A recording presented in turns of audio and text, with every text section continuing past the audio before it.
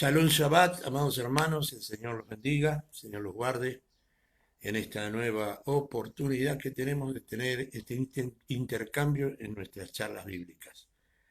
Son las 9:59 del día, este día sábado, un día soleado, hermoso acá en la ciudad de Neuquén, aunque fresco, pero lindo, gracias al Señor.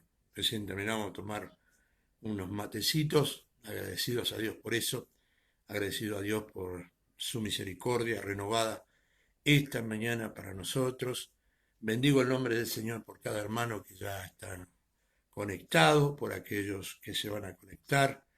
Agradecemos a Dios por este día tan hermoso y esta oportunidad tan maravillosa de saber por su palabra que su misericordia se ha renovado para nosotros. Es una gran bendición, hermanos, poder despertarnos a la mañana, tener un tiempo de oración, tiempo de diálogo con el Padre Celestial, con el Eterno, Yahweh, y luego poder tener este intercambio bíblico con ustedes. Para mí es un privilegio grande que viene directamente del corazón de Dios para mi vida. Espero que para ustedes también. Algunas de las cosas que me han alcanzado como críticas constructivas, ¿por qué no los hacemos más cortos? Porque muchas veces la gente no se puede quedar tanto tiempo en estas charlas. Quiero disculparme, pero la realidad es que considero, no es que sea selectivo, sino que creo que estas charlas necesitan de este tiempo y espacio porque queremos entrar en la profundidad de lo que entendemos, de lo que personalmente entiendo, a la luz de la palabra del Señor. Para aquellos que quieren, mis pastores, yo no puedo quedarme todo el tiempo, pero después está en el canal de YouTube de la pastora Ruth Ramírez. Ella ahí lo ha subido para tenerlo en consideración de todos los que quieran, aunque sea para criticarnos, en consideración de tenerlos al alcance para poder leer, analizar, estudiar, profundizar los temas que aquí estamos teniendo. Agradecido de Dios, realmente muy, muy agradecido de Dios por permitirnos. Realmente es una bendición poder hacerlo. Bendigo, agradezco a los hermanos de Chile, a los hermanos de Perú.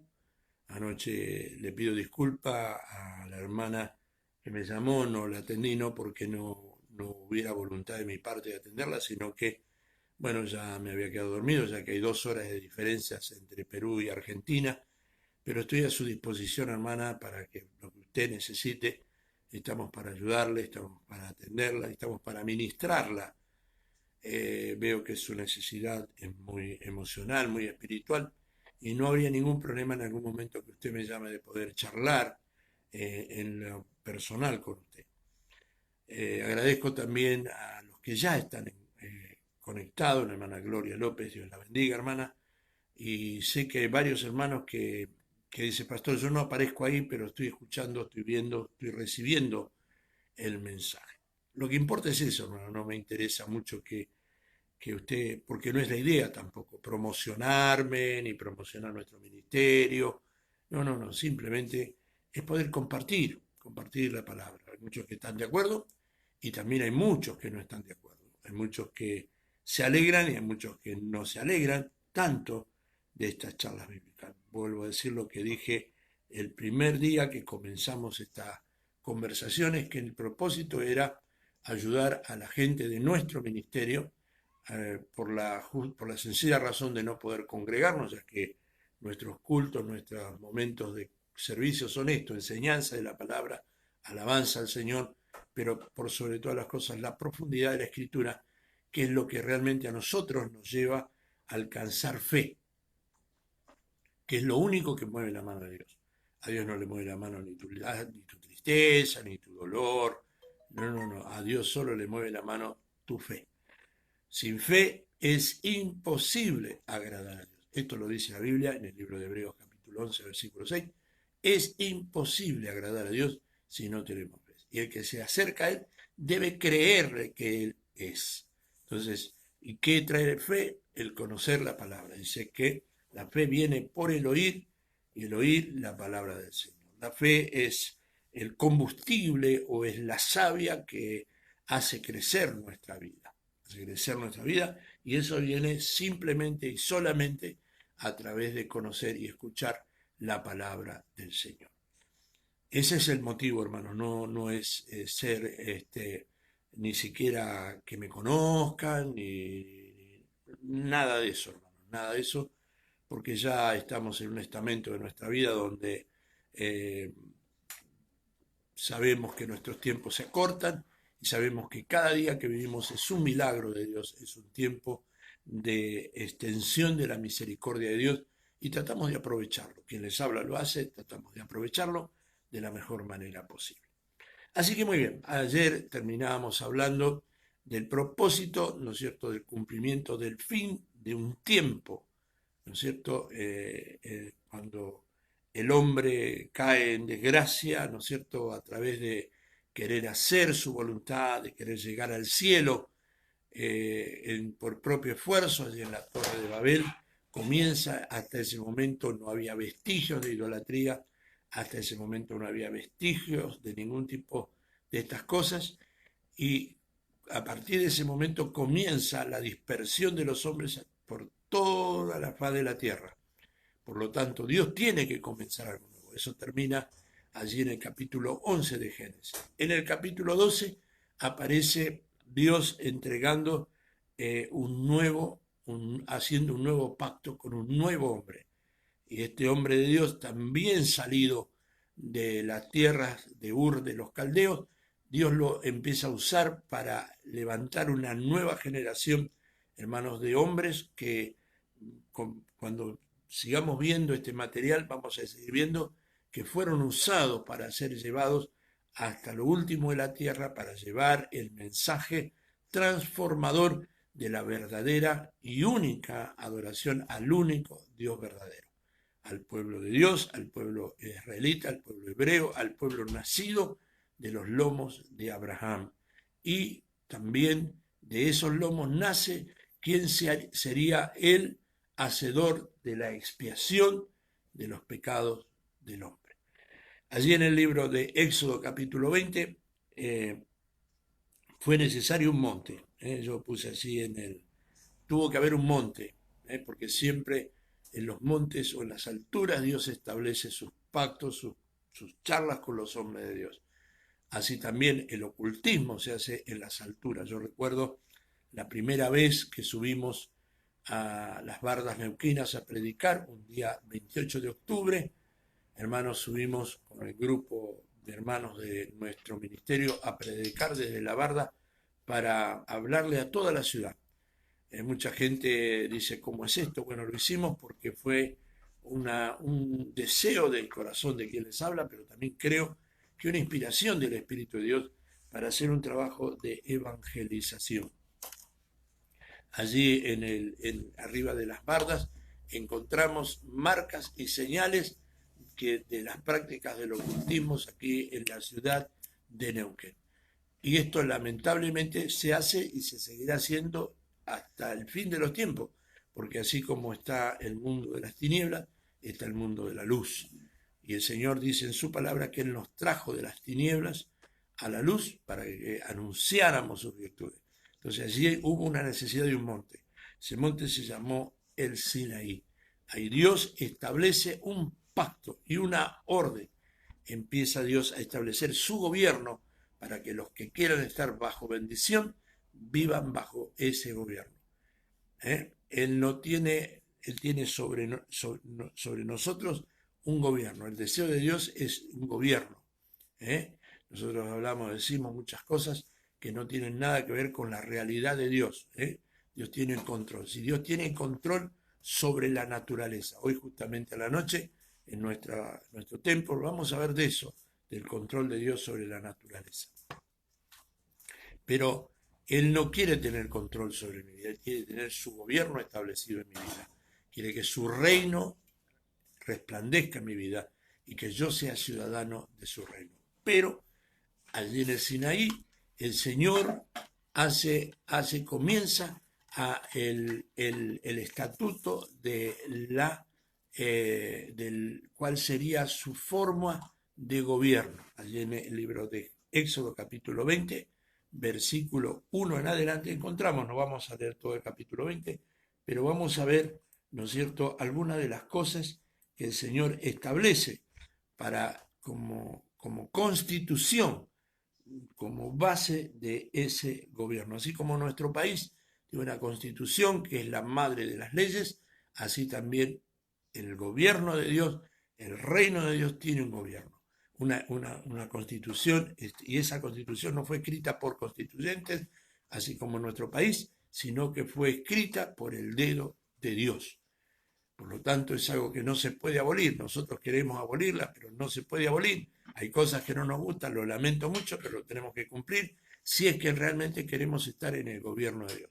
Hoy se ha buscado distintas formas de alivianar ese gobierno, ¿eh? Pero, o ese estatuto, o esa constitución. Pero eso es inviolable. Los cielos y la tierra pasarán, mas su palabra no pasará. Cuando nosotros queremos abolir, quitamos algo de la escritura, entramos en un terreno peligroso porque hay un ay para aquellos que quitan algo de su palabra. Por lo tanto, la tenemos que poner por obra, tenemos que conocerla, profundizarla y ponerla por obra. Veamos qué dice la palabra del Señor allí en el libro de Éxodo, capítulo 20, que es la constitución del gobierno de Dios. Yo siempre insto a los hermanos de la casa a decirle, hermano, usted no diga que Dios tiene control. Dios tiene control, sí, amén. No se mueve nada sino el poder de Dios. Pero Él no tiene zombies, Él no tiene autómatas.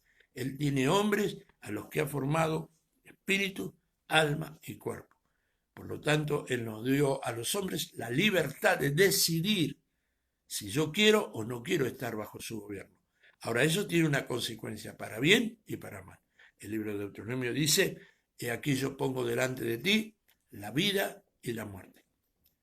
Y en el capítulo 28 de Deuteronomio dice la palabra del Señor desde su primer versículo, si obedecieres atentamente a la voz de Jehová tu Dios, yo te bendeciré. Pero más abajo dice, pero si no obedecieres, estas maldiciones te alcanzarán. Pero no es porque Dios te quiera maldecir, sino porque la obediencia tiene un precio de bendición o de maldición. El Evangelio no es liviano, hermano. El Evangelio es para hombres violentos y la violencia no se genera hacia afuera, sino se genera hacia adentro. Se genera dentro de nosotros la violencia porque yo quiero hacer lo que a mí me gusta. Anoche el Señor nos hablaba de las características, allí en el segundo libro de Timoteo, de los hombres de este tiempo, de los postreros tiempos. Amadores de sí mismos. Aman su vanidad, su ego. Yo no quiero, yo no me gusta, yo lo quiero así. Ese es un hombre amador de sí mismo. Esa es una de las características fundamentales de las congregaciones de este tiempo. Amadores de sí mismos.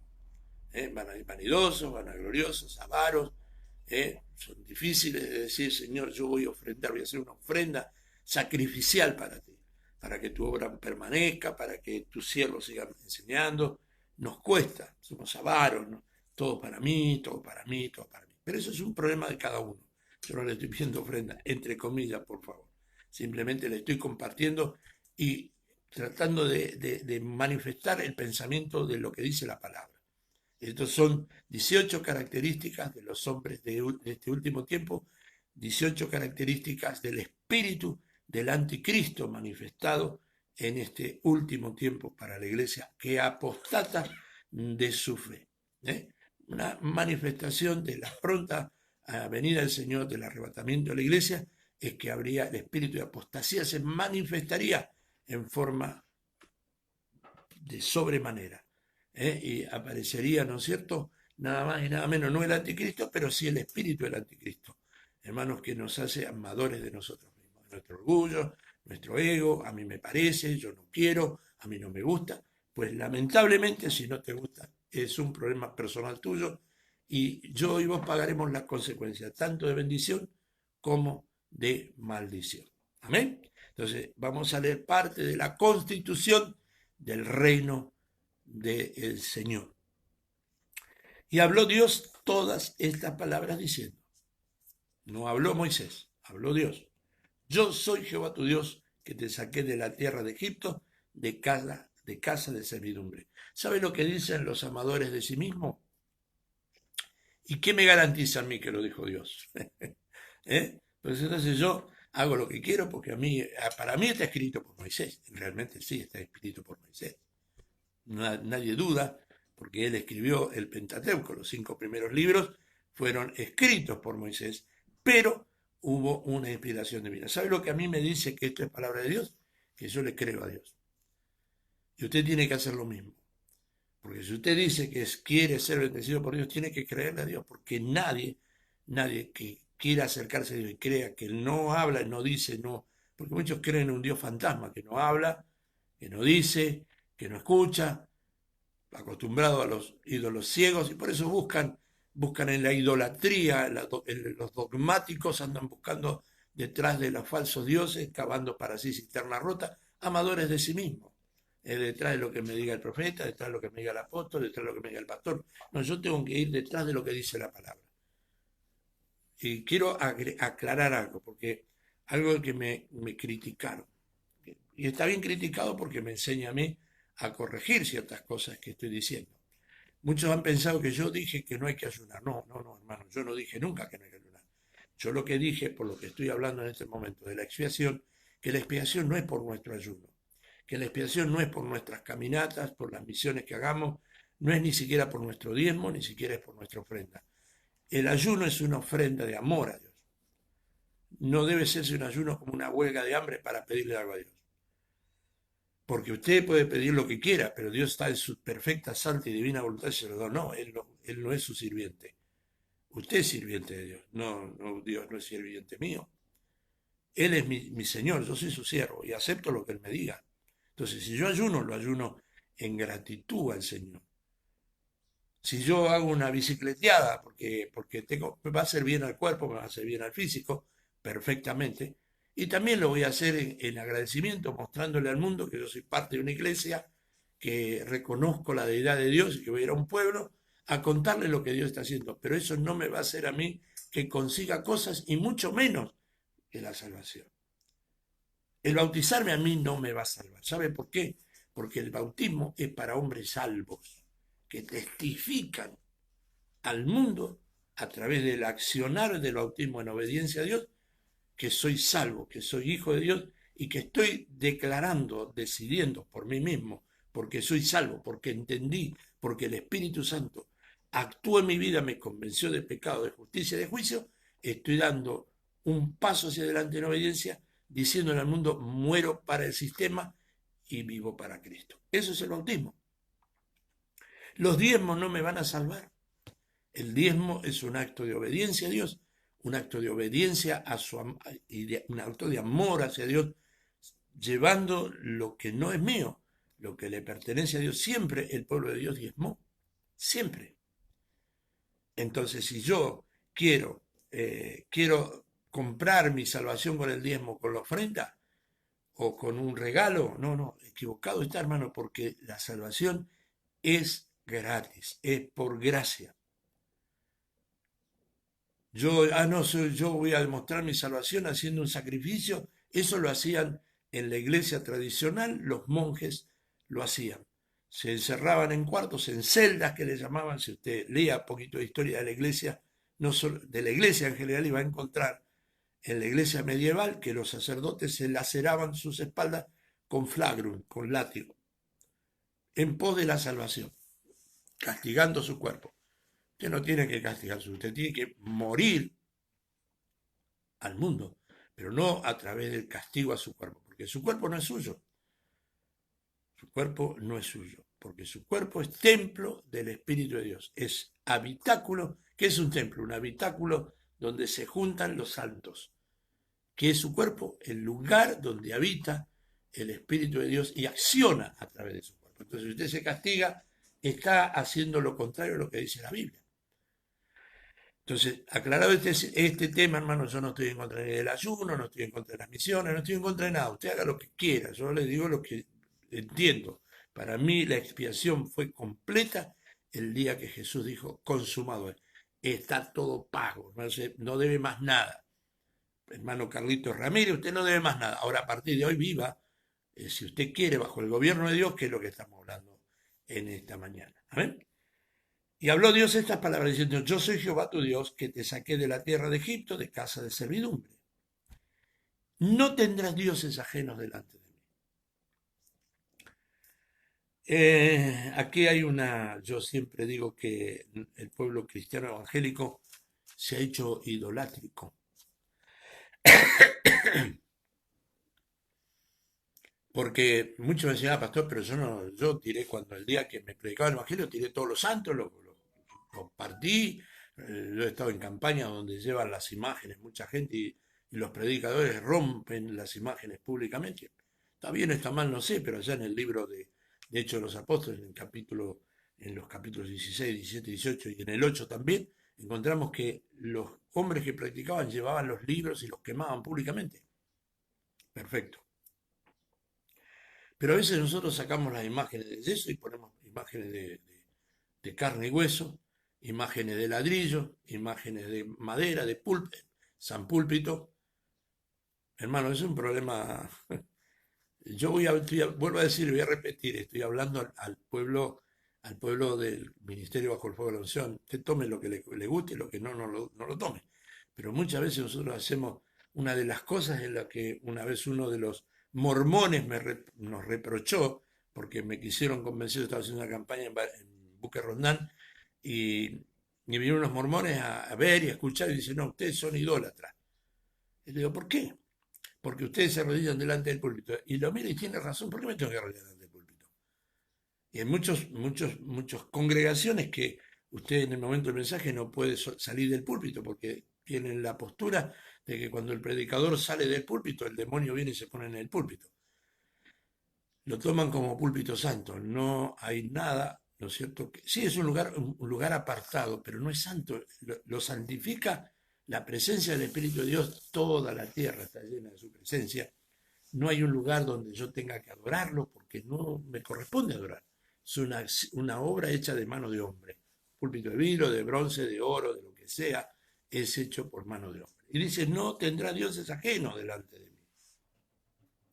No te harás imagen, ni ninguna semejanza de lo que está arriba en el cielo, ni abajo en la tierra, ni en las aguas, debajo de la tierra. No te inclinarás a ellos, ni las honrarás, porque yo soy Jehová tu Dios, fuerte, celoso, que visito la maldad de los padres sobre los hijos, hasta la tercera y cuarta generación de los que me aborrecen. O sea, hacer lo contrario de lo que está diciendo la constitución del reino es aborrecer al dueño del reino. ¿Qué tal? ¿Qué le parece esto a usted? O sea que si yo hago lo contrario, le pido a Dios, pero lo aborrezco. Así actuamos, lamentablemente. Pero esto pasa por falta de conocimiento. Y esto yo le digo siempre a las hermanas y a los hermanos, aquellos que viven en la oscuridad teniendo luz, sufren una estafa espiritual. Así, literal, una estafa espiritual. Son estafados porque no les dicen que van a recibir algo que no van a recibir. Porque si a mí me pueden estar predicando todo el día, me pueden encerrar 3 días seguidos para hablarme de cosas que está bien, cada uno lo hace si quiere, o 4 días, o 5 días, o 10 días. Pero si no me dicen la verdad, por más que me encierren, cuando salga del encierro voy a seguir siendo el mismo, sin disfrutar de todas las misericordias y de todas las bendiciones de Dios. ¿Por qué? Porque no estoy haciendo lo que la constitución del reino dice. Puedo decir que hablo del reino, pero vivo fuera de la constitución del reino.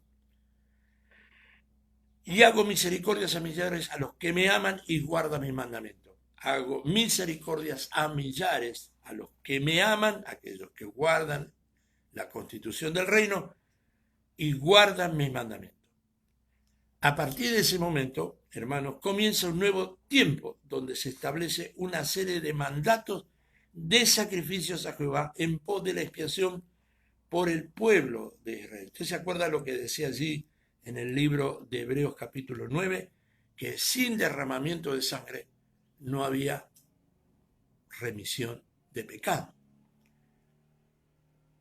Se necesitaba, porque al principio, ¿se acuerda que yo les hablé que la primera expiación que hubo fue allá en el libro de Génesis, cuando Jehová se presenta para hablar con Adán y con Eva y ellos se escondieron porque estaban desnudos y se habían hecho delantales de hojas para cubrir su desnudez? Dice la palabra del Señor que Jehová les cubrió de pieles. La primera expiación, el primer sacrificio fue en el huerto del Edén. Sacrificó un animal para cubrir la desnudez del hombre. Entonces, a partir de ese momento, se fue encadenando o haciendo una realidad que se necesitaba sacrificio, se necesitaba sangre para la expiación y para la remisión de nuestros pecados. Y Dios establece a través de su siervo Moisés cierta cantidad de ofrendas sacrificales. Y vamos a ver allí en el capítulo de Levítico, capítulo 4, versículo 22. Entonces, sí, pastor, ¿pero qué tiene que ver esto con la expiación? Estoy hablando de la historia para conocer el proyecto de Dios en la mente de Dios revelada a los hombres.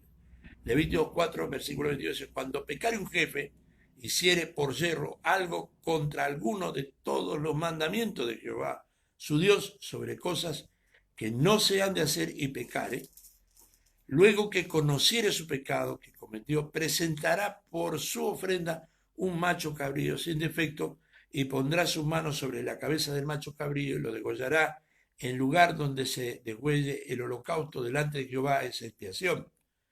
Y con su dedo el sacerdote tomará, porque había que llevar el animal, no lo podía sacrificar uno, tenía que llevar al sacerdote. Acuérdense de la palabra sacerdote y remárquela, porque es fundamental que todo sacrificio tenía que hacer sido hecho por un sacerdote.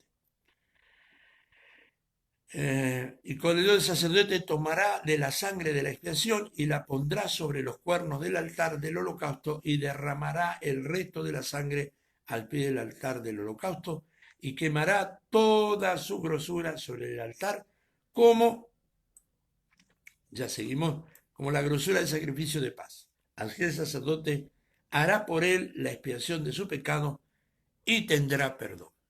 Este era la metodología que Dios le da a Moisés, porque ya tenía preparado. Cuando lleguemos ahí usted se va a gozar profundamente. ¿Quién sería el Cordero perfecto, sin mancha y sin pecado? Entonces, tenemos claro que así como estableció Noé un pacto, según el libro de Génesis 9:11, que no destruiría con agua más la raza humana. Recuerda que también hablábamos y decíamos que cuando los abismos abrieron sus aguas y el cielo se llenó de agua y cayó sobre la tierra 40 días y 40 noches lluvia, hermano, no era que cayó lluvia de arriba nada más, sino que de abajo los abismos se abrieron y soltaron la furia del agua y destruyeron toda la tierra, excepto la familia de Noé completa. ¿Vale? También con Abraham establece un pacto espiritual. Termina, hermanos, una dispensación y comienza una nueva dispensación. La ley comienza a ser, en la vida de Abraham, comienza a formarse el pueblo que tenía que ir al Sinaí a que Dios pactara con ellos. Y le dice cuál era el pacto que Dios hizo con Abraham. Te bendeciré y serás de bendición. Y de los lomos de esta nueva paternidad nace una nación.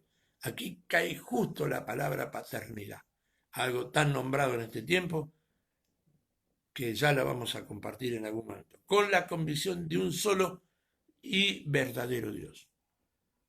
En Abraham nace una paternidad, porque no había hijos de esa descendencia. Él realmente es el padre de la fe. En él nace una paternidad. Y de sus lomos nace, hermanos, quien convencería a través de su sacrificio y pagaría el precio del pecado. Y a través del Espíritu de Dios nos llevaría a la convicción de un solo Dios a quien le deberíamos adorar. Todo, todo estaba perfectamente sincronizado en la mente de este gran arquitecto, porque de este pueblo, como decía Ración, nace de los lomos de Abraham, quien nacería, él sería el que expiaría el pecado del hombre.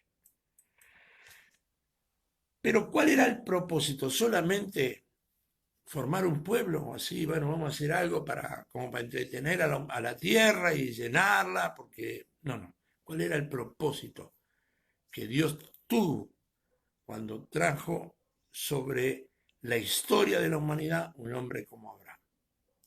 Veamos qué dice en el libro de Éxodo, capítulo 19, versículo 5. Allí vamos a ver, Dios le habla a Moisés, después de sacarlo de la esclavitud de Egipto, les habla cuál era el propósito que tenía con su pueblo, con el pueblo que había salido de los lomos de Abraham. Ahora pues, si diereis oído a mi voz, ¿cuál es la voz de Dios? Las Sagradas Escrituras. Y guardareis mi pacto. ¿Cuál es el pacto? El establecido en el Sinaí. Vosotros seréis mi especial tesoro sobre todos los pueblos, porque mía es toda la tierra. Y vosotros, ahí está el pacto, primero Dios habla y le dice, mira, si ustedes me hacen caso, les voy a mostrar que todo esto es mío, toda la tierra es mía, pero los necesito a ustedes porque a ustedes los elegí para que seáis un reino de sacerdotes y gente apartada, gente santa. Estas son las palabras que dirás a los hijos de Israel. ¿Qué estaba preparando el Señor? ¿Cuál era el propósito que tenía al sacar de los lomos de Abraham una nueva nación? Formar de ellos un reino de sacerdotes.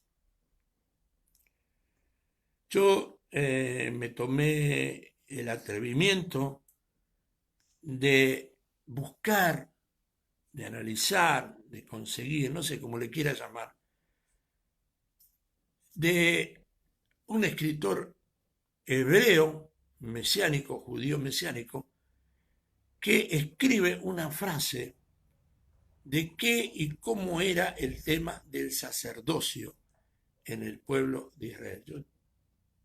Y lo anoté y quiero compartirlo con ustedes. De acuerdo a la tradición del judaísmo, el sacerdocio nace de la experiencia del pueblo hebreo y su liberación de Egipto por mano del profeta Moisés, tal como viene relatado en el Pentateuco. Según estos libros, Yahweh escogió una de las tribus, la de Leví, representada por Aarón, hermano de Moisés, para dedicarse a cuidar del arca de la alianza. El primer trabajo, hermanos, que tiene el sacerdote era cuidar el arca. ¿A qué representa el arca? ¿Qué representaba el arca? Lo primero que representaba el arca, aún sus enemigos, los filisteos, cuando el pueblo de Israel lleva el arca al campo de batalla, dice que dio un grito porque decía que Jehová venía al campo de batalla. ¿Qué representa el arca? La presencia de Dios. La presencia de Dios, el Espíritu de Dios, está representada en el arca de la alianza. Y el primer trabajo era entonces cuidar el arca. ¿Qué tenemos que hacer como sacerdotes? Cuidar la presencia de Dios con temor y temblor. Porque estos sacerdotes del pueblo judaísmo estaban primeramente, pero Dios ha renovado su sacerdocio para nosotros. Ya no somos solo del pueblo de la tribu de Leví, sino que nosotros también somos sacerdotes según la orden de Melquisedec. Venimos del sacerdocio de Cristo, no de Leví ni de Aarón. Yo no lo soy, no sé usted. Los levitas solamente trabajaban, cuidaban, pero nosotros tenemos un sacerdocio real, divino, de un reino, de un rey sacerdote. De la alianza y del culto a la divinidad. Tenemos que ser celosos de la doctrina. Como sacerdotes tenemos que ser cuidadosos de la doctrina.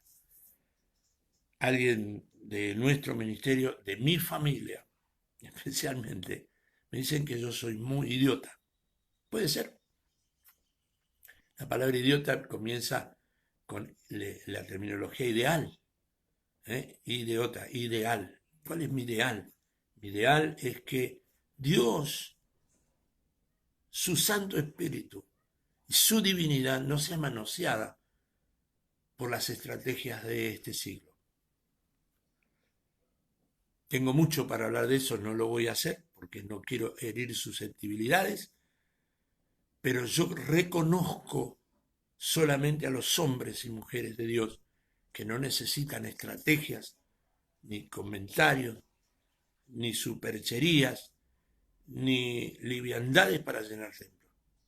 Yo reconozco el ministerio de un hombre que dice lo que tiene que decir en el lugar que lo tenga que decir, con las palabras que las tenga que decir, y a pesar de eso, porque es lo único que produce vida, que es la palabra de Dios, es la divinidad en la palabra de Dios, esos son los hombres que personalmente reconozco como hombres usados, inspirados, levantados con un real ministerio homologado por la presencia de Dios. No solo homologado por un ministerio, por una congregación, porque hoy lamentablemente es muy fácil conseguir una credencial.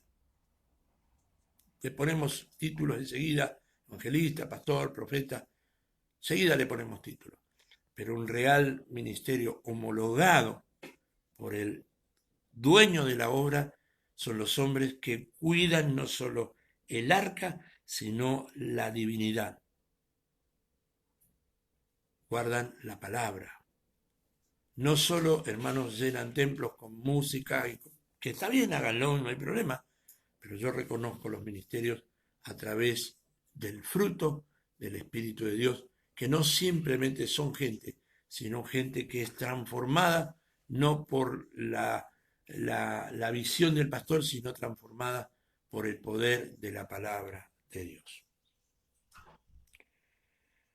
En la concepción judía, Yahweh hizo un pacto con los israelitas para que fueran ellos un pueblo elegido, depositario de las verdades reveladas por Dios. Somos depositarios de las verdades. ¿Cuáles son? Están en la Biblia.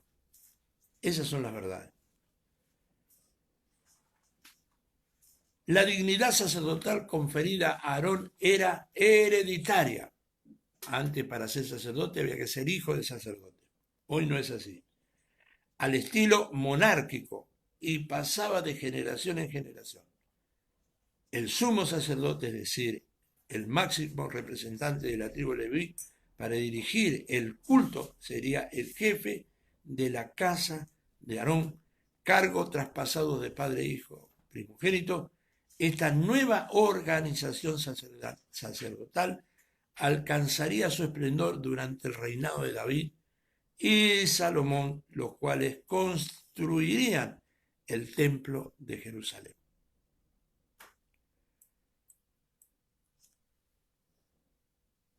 Los sacerdotes de este pacto, hermanos, mosaico, su visión era el templo.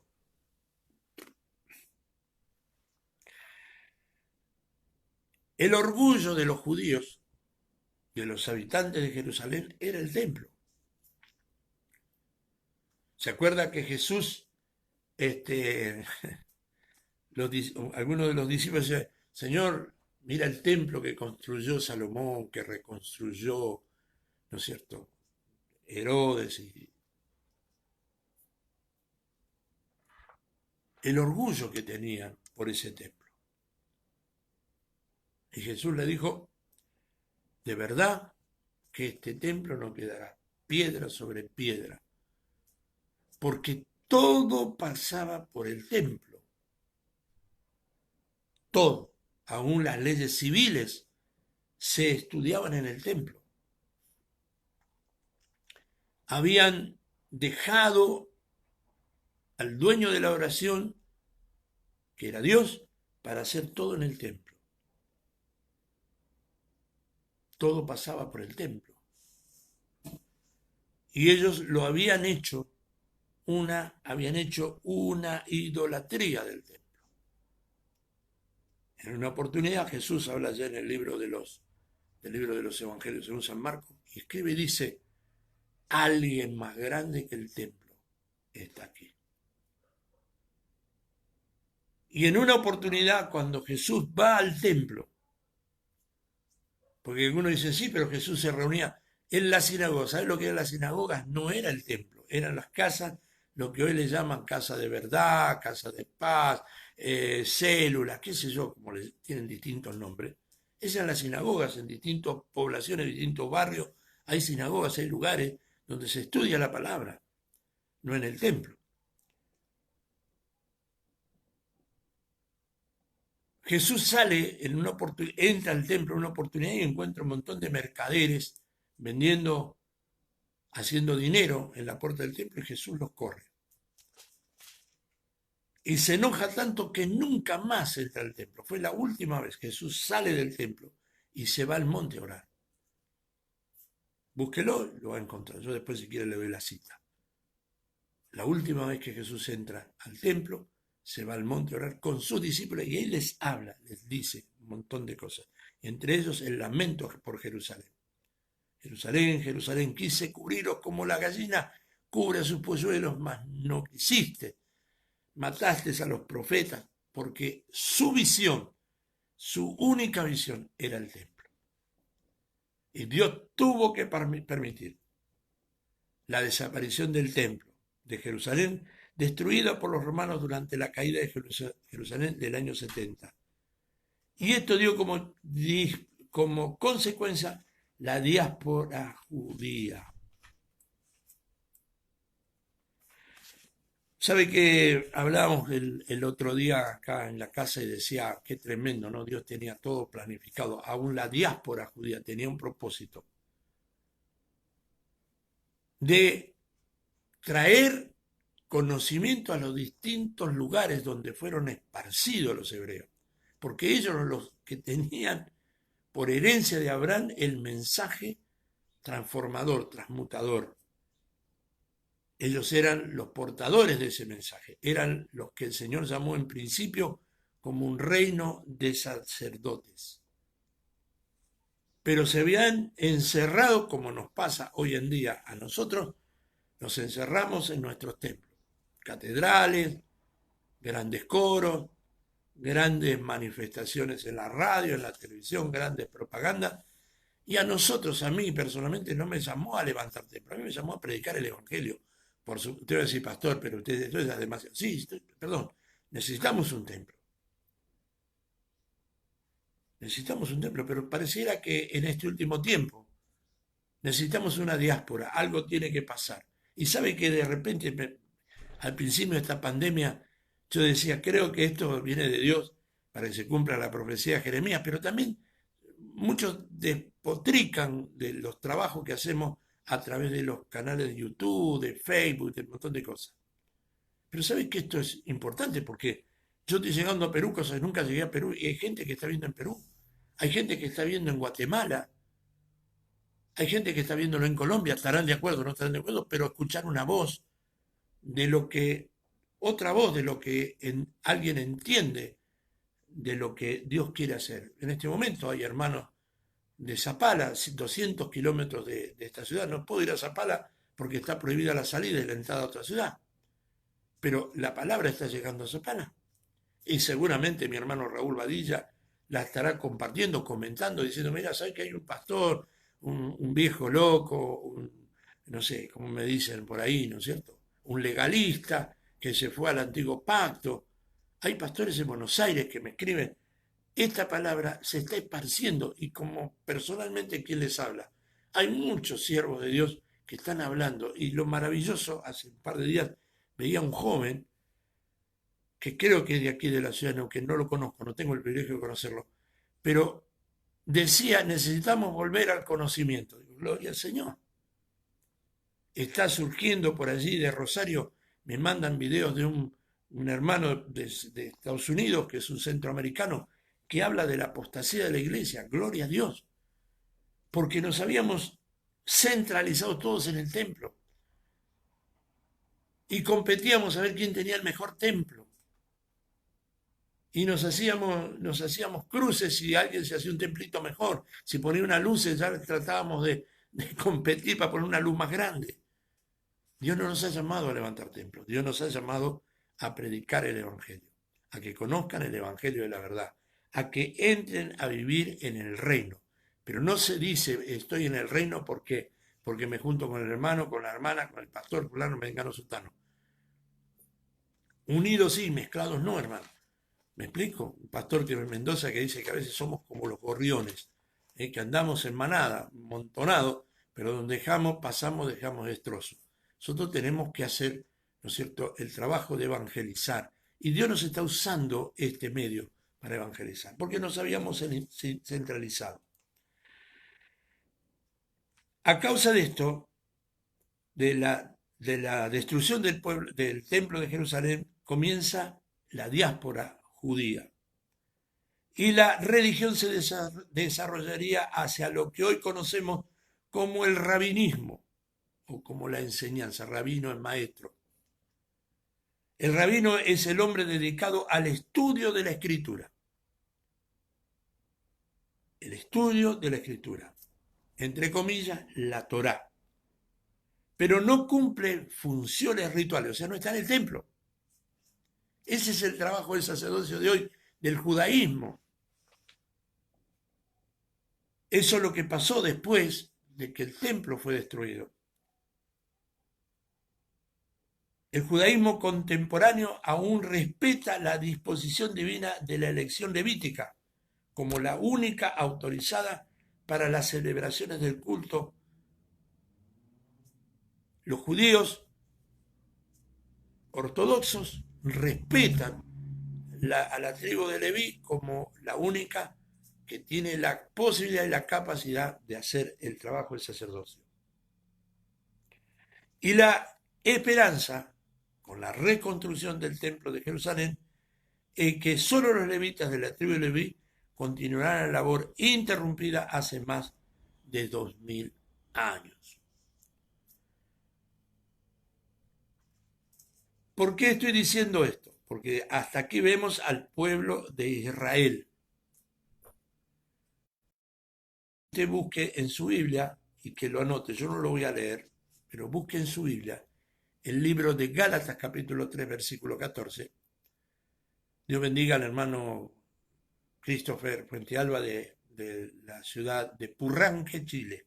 ¿Se da cuenta? Estoy en Purranque, aquí mientras estoy en el abrigo de mi casita, estoy en Purranque en este momento. Hemos salido del templo, hemos salido de las 4 paredes del templo. Dios está usando este medio. Amén. La primera promesa que Dios le da a Abraham en el nuevo pacto: bendeciré a los que te bendijeren y a los que te maldijeren maldeciré, y serán benditas en ti todas las familias de la tierra. Pero en el capítulo 3 de Gálatas el Señor nos habla y nos dice que en el Señor Jesucristo nosotros a la iglesia heredaríamos la bendición y las promesas que Dios le había dado a Abraham. ¿Qué quiere decir esto, hermano? ¿Qué quiere decir? Que las promesas que Dios le dio a Abraham serán para nosotros. Pero los hebreos se equivocaron y ya no alcanzaba el sacrificio mosaico. Ya no alcanzaba. Y necesitaba alguien que expiara el pecado del hombre. A partir, hermanos, de cuando Dios termina el juicio sobre la tierra, esto lo decía ayer, dice, ¿de dónde salieron toda la gente? Pensando de que solamente eran 8 o 9 personas allí después del diluvio. No, en el capítulo 9 de Génesis dice, bendijo Dios a Noé, allí en la nueva dispensación postdiluviana, y a sus hijos y les dijo, fructificad y multiplicaos y llenad, no dice oriente, dice llenad la tierra. La misma recomendación que le dio a nuestros primeros padres y es la misma recomendación que le da a el pueblo postdiluviano en la persona de Noé y sus hijos. Entonces dijimos que los sacrificios mosaicos fueron los medios por los cuales los israelitas cumplían con sus obligaciones, con su obligación principal, con su hacedor, es decir, la adoración, y ofrecían esos sacrificios con el objetivo de alcanzar la comunión con Yahweh. ¿Por qué? Porque era lo que Dios le había dicho que tenían que hacer. Ellos cumplían de esa manera con la remisión de cada pecado con Dios y con sus congéneres. Veamos lo que dice allí en el libro de Levítico. Ya estamos terminando, hermano. Levítico capítulo 6, versículo 1 dice, habló Jehová a Moisés diciendo, cuando una persona pecare, está hablando de la recomunión o la reconstrucción de la relación, no solo con Dios, sino también con sus congéneres, con los hombres, con los habitantes, con la parte del pueblo que habitaban en ese lugar dentro de la área donde estaba Moisés y el pueblo. Hiciere prueba contra Jehová y negare a su prójimo lo encontrado o dejado en su mano. Y quiero aclarar y dar énfasis a esto, hermano. No es que estaban los judíos que habían salido nada más, no, la tierra estaba llena porque se cumple lo que el Señor la orden que le da a Noé y a los hijos, que se multiplicaran y que llenaran la tierra. Está claro esto, ¿no? Yo quiero dejar bien claro esto porque si no hay cosas que no se entienden. O bien robare o calumniare a su prójimo, o habiendo hallado lo perdido después lo negare y jurare en falso en alguna de todas aquellas cosas en que suele pecar el hombre, entonces habiendo pecado y ofendido destruirá aquello que robó, o el daño de la calumnia, o el depósito que se le encomendó, o lo pedido que halle, o todo aquello sobre que hubiere jurado falsamente, lo restituirá por entero aquel a quien pertenece, y añadirá a ello la quinta parte en el día de la expiación. Para expiación de su culpa, traerá Jehová un carnero sin defecto de los rebaños conforme a tu estimación, y lo dará al sacerdote para la expiación. Y el sacerdote hará expiación por delante de Jehová y obtendrá perdón de cualquiera de todas las cosas en que suele ofender. Antes no alcanzaba, como hoy que decimos, hermano, perdóneme, usted, Dios sabe que yo... No. Eso no es una forma de reconciliarse. Mucha gente que dice, habla mal del hermano, de la hermana, del pastor, de la pastora, del corista, de la corista, de todo el mundo, del vecino, de la vecina, y después viene, y a veces tenemos la ignorante idea de que antes de tomar la cena del Señor tenemos que reconciliarnos. Y todos los meses se están reconciliando los mismos hermanos, la misma hermana. ¿Por qué? Porque no quieren tomar y comer el pan indignamente. Ese es otro tema y otra historia. Pero resulta que después se van y sacan otra vez el trajecito de enojo y se lo vuelven a poner y a todo un mes otra vez, sacando el cuero, sacando manos, hablando mal de los pastores, de los hermanos, de las hermanas, criticando, no pagando sus deudas y un montón de cosas más que hacemos comúnmente, por lo que dice la Escritura. Yo no digo que hay, yo creo que a lo mejor de todo lo que hay ahí no hay ninguno que tenga ese defecto. Sino que antes no solo había que pedir perdón, sino que había de volver y tenía que ir y decirle, yo hablé mal de vos, yo te critiqué, yo te robé, yo te saqué, yo te quité el animal, yo te maté la gallina esa bataraza que venía y me picoteaba. Bueno, yo lo hice yo. Qué difícil sería en este tiempo si tuviéramos que ir y reconocer todo lo que hacemos, ¿no? Pero es lo que corresponde, hermano. El verdadero perdón es pedir perdón y decir por qué tengo que pedir perdón. La verdadera confesión es esa. Nosotros a veces vamos, Señor, tú sabes qué pecado. No, sí, sí, Él sabe que pecamos. Ahora sí, ¿en qué hemos pecado? ¿Qué hicimos de mal? Mentimos, robamos, adulteramos, fornicamos. ¿Qué hicimos de mal? Vamos y se lo decimos, Señor, yo hice esto. Porque Él se hizo hombre para entenderte, hermano, y para abrirte camino directo al trono de la gracia. Tienes la posibilidad abierta en las manos para hacer de tu vida una vida diferente. En aquel tiempo no solo había que pedir perdón, sino que había que expiar, había que reconstruir, había que hacer un trabajo más allá de pedir perdón y decir, bueno, se murió la vaca que me diste. No, no, había que irle y devolverla y pagar. Y no solo eso, sino, dice la palabra, en el versículo 4 dice, entonces habiendo pecado y ofendido, restituirá aquello que robó o el daño de la calumnia o el depósito que se le encomendó, o lo perdido que halló, o todo aquello sobre cualquiera que hubiere jurado falsamente, lo restituirá por entero a aquel a quien pertenece y añadirá a ello la quinta parte en el día de su expiación. No solo tenía que devolver lo que le había robado, sino que tenía que devolver una quinta parte más. ¿Cuántas cosas solucionaríamos, hermanos, si esto ocurriera en este tiempo? Estaba así establecido para gozar de una feliz comunión con Dios y con los hombres. Así estaba establecido por la constitución de Dios.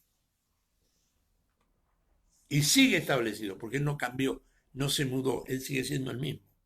Nosotros cambiamos nuestra estrategia, costumbre, hacemos nuevas modas, está todo bien, pero Dios no ha cambiado, Dios sigue siendo el mismo y su palabra sigue siendo la misma y no se ha mudado ni una tilde ni una jota de su palabra. Si nosotros quitáramos, añadiéramos, hay un ay sobre la vida de los que lo hacen. Si usted tiene alguna duda, lea ya, tiene 3 capítulos que será bueno que lo lea, hermano. Del capítulo 1 al capítulo 3 del libro de Levítico, usted va a encontrar esta información que es para usted y es para mí. No nos podemos hacer los inocentes sabiéndolo. Y tenemos que cumplirlo. Pero como dije hace un momento atrás, ya no alcanzaba para la expiación del hombre, hermanos, el derramamiento de sangre de un macho cabrío, de una oveja, de un cordero. Necesitaba algo más. Y había que tener un nuevo monte. Y tenía que abrirse un nuevo pacto. De esto vamos a hablar mañana con la ayuda del Señor. Ya tenemos el horario cumplido. Y para terminar, quiero decirles, amados hermanos, que estoy abierto a cualquier pregunta, a cualquier crítica. No se quede con nada, no esconda nada, ni diga nada en lo oculto. Estoy aquí para responderle. Me escribe, mi correo electrónico se los voy a dar si alguno necesita desear alguno de los materiales que he estado haciendo. Mi correo electrónico es Carlos Ramírez 913. Repito, todo con minúscula. Carlos Ramírez 913 @hotmail.com. Usted me escribe, me dice qué material quiere y yo se lo envío. Yo no estoy cobrando nada, no le estoy pidiendo nada. Si usted en su corazón siente hacer una ofrenda para la obra, bendito sea Dios, y si no, no hay ningún problema. No les hablo de imprimírselo porque se va a hacer muy costoso para enviarlo. Hay hermanos de Chile que a lo mejor pueden querer el material, hay hermanos de otras provincias, de otras ciudades que a lo mejor pueden querer material y si lo imprimo y lo envío es un costo que va a tener que pagar usted, pero sí tenemos este medio de comunicación. Carlos Ramírez 913 @hotmail.com. Usted me pide ahí, yo se lo envío. Estoy abierto, como dije, a toda pregunta, a toda crítica que me hagan. A lo mejor me expreso mal, el Señor no se equivoca, yo me equivoco. Yo puedo decir algo que no sea todo lo correcto que tiene que ser, pero si así ocurriere, les pediré disculpas y si estoy diciendo la verdad, le daré las explicaciones del caso. Y se tendrá que conformar con eso, hermano, porque yo no puedo cambiar lo que está escrito. Sí puedo cambiar la terminología de mi lenguaje, de mi léxico, que no es todo lo correcto a lo mejor porque no soy docto en lenguaje, pero sí digo lo que el Espíritu de Dios me hace sentir que les diga. Espero que tengan un feliz Sabbat Eh, yo sé que hay hermanos que me dicen, porque pastor, usted tiene una iglesia judía. No, no, no, soy, digo, de la gracia. Yo soy judío por, por herencia. Mi bisabuela, después de muchos años, me entero de que mi bisabuela era judía, por lo tanto mis bisabuelos eran judíos, por lo tanto yo soy judío de herencia. No estoy guardando el sabbat ni nada, simplemente que el sábado es el día de reposo judío. Sabbat es el día de reposo judío, Shalom es paz. Shalom Sabbat, Dios les bendiga, o sea que tengan paz en este sábado, que mañana en el día del Señor podamos también disfrutar de este tiempo de charlas bíblicas. Nos vemos mañana con la ayuda del Señor. Dios bendiga su vida, Dios bendiga su familia, Dios bendiga su entrada, Dios bendiga su salida. Padre, oro en esta mañana para concluir esta charla bíblica por aquellos que están sufriendo enfermedades. En el nombre de Jesús de Nazaret y por el sacrificio vicario de la cruz, el sacrificio expiatorio de la cruz, yo reprendo todo trabajo de las tinieblas, porque no tiene poder ni autoridad ni sobre el espíritu, ni sobre el alma, ni sobre el cuerpo. Le ordeno en el nombre de Jesús para aquellos que creen, oh Dios, reciban la salud. Reprendo toda enfermedad, todo miedo, todo terror a la pandemia. Señor, en el nombre de Jesús, tomamos esa autoridad y lo reprendemos en el nombre del sacrificio de la cruz y esa palabra que dijo, consumado es. El enemigo ha sido vencido por el poder de la cruz, el poder de la sangre de Cristo. Gracias, Señor, por esa seguridad que tú nos das en Cristo Jesús, Señor nuestro. Shalom, Adonai, Dios me los bendiga. Hasta mañana con la ayuda del Señor.